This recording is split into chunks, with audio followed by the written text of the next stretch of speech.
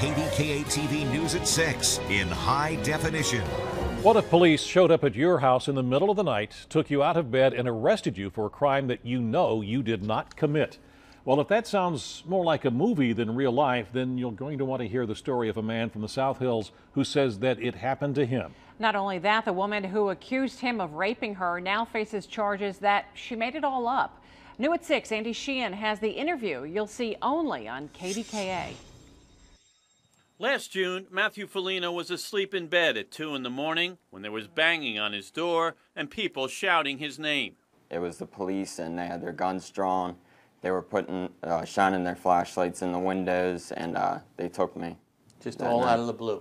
Out of the blue. A woman named Katelyn Webster told investigators Foligno had stalked, choked, and raped her, and she showed them these neck bruises to prove it.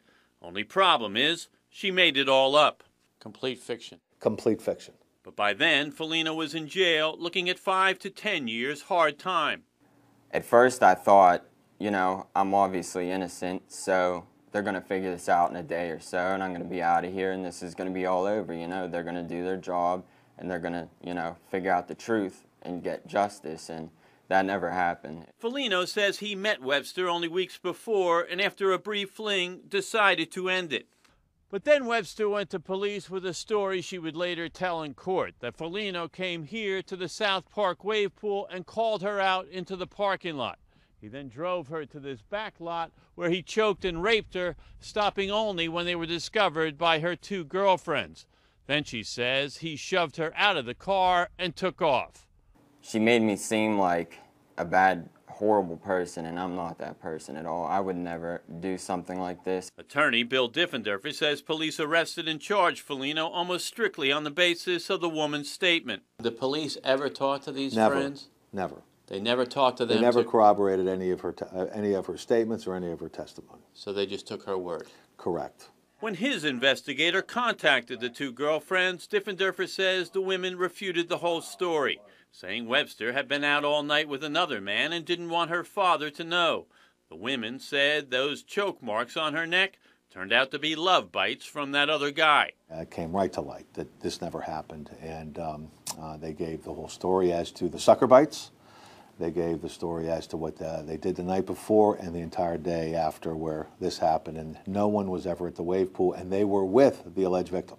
So she wasn't even at the wave pool. And the Foligno family anger doesn't end with the girl. It's very disappointing to me that with these kinds of serious cases that clearly destroy people's lives, that more wasn't done to investigate it.